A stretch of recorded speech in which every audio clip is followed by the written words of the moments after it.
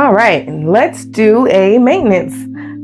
So I again have the Procolored L1800. I purchased this back in August 2023.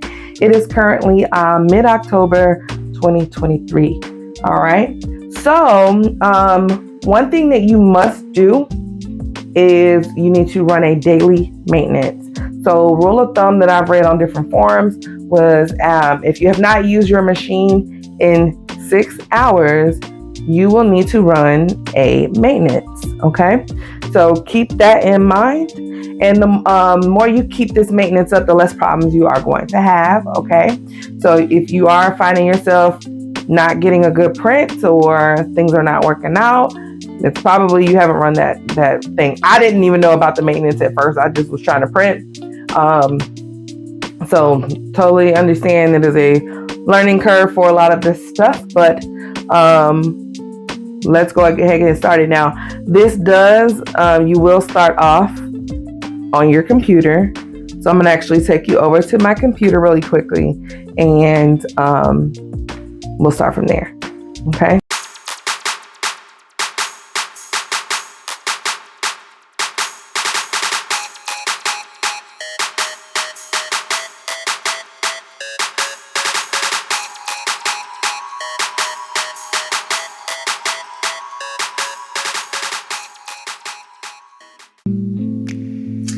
Hi everyone, so we are now on my computer, and what I did was I isolated everything on one of my screens so that it's not too many distractions, but what I'm going to show you is how we do a daily maintenance on our Procolored L1800. Okay, so one, you want to go find that ProRiff software.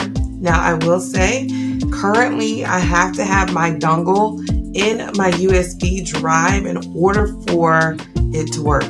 I don't know if everyone's like that. I don't know if I just downloaded something wrong, but if I take it out, it will not open this program. Okay, all right, so we want to open that up, and once you're in your software, you want to go to these double arrows, it's pointing to the left, click on that. All right, if you've printed before, you're going to see like a list of all the print jobs that you've had. All right, but we're going to bypass that. Right under it, I will right click, and then we want to go to printer preferences.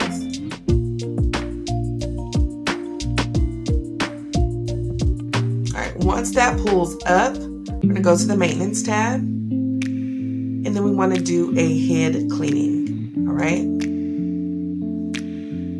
Now, it's kind of popping up stuff on my bottom screen. Give me 1 second. I'm going to pull it. You're going to get this box right here, and you do want to hit start.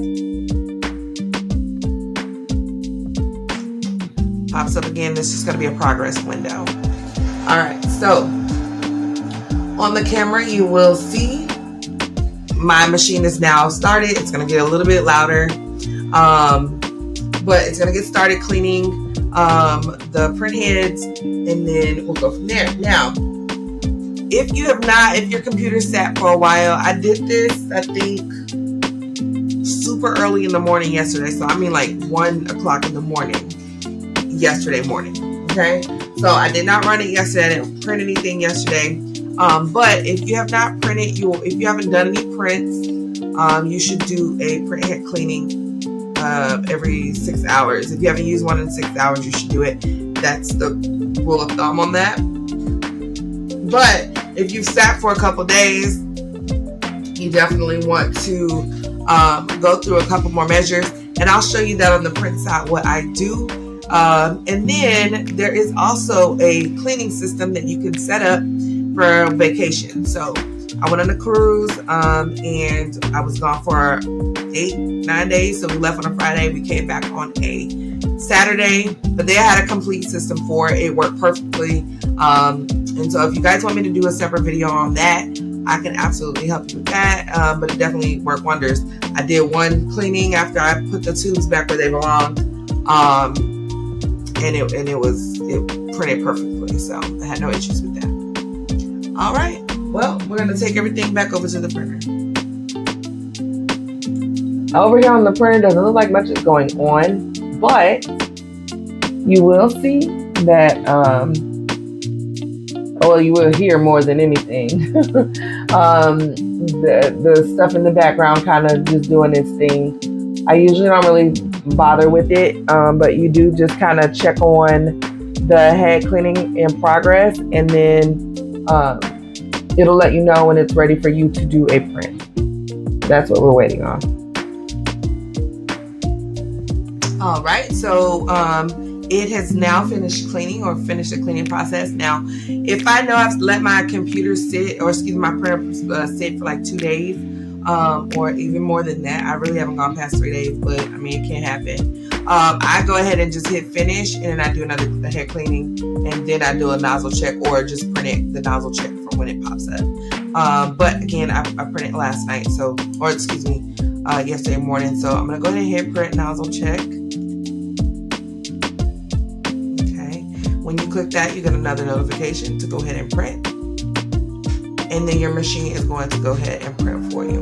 So again, we're going to go back over to the camera.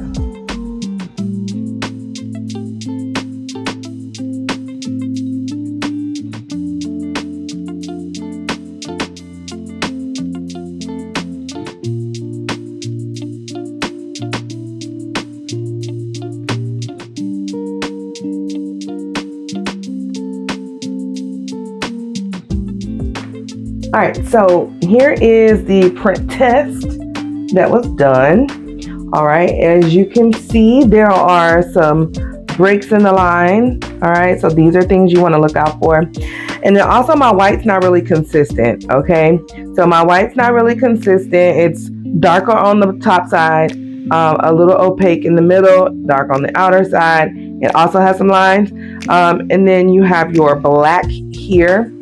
And then the color that is always so overlooked, and I put a thumbprint in it, so I do apologize, is the yellow.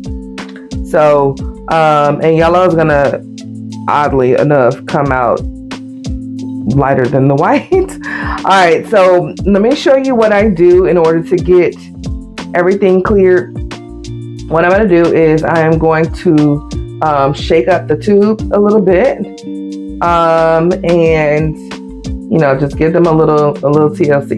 Because again, it's been over 6 hours. And again, that was the rule of thumb. But I tried to skip this part. It just, you know, cutting corners don't work, right? All right, so you see how this looks? Okay. It should be super white. So we're gonna shake that for 30 seconds. I'm gonna just shake them together.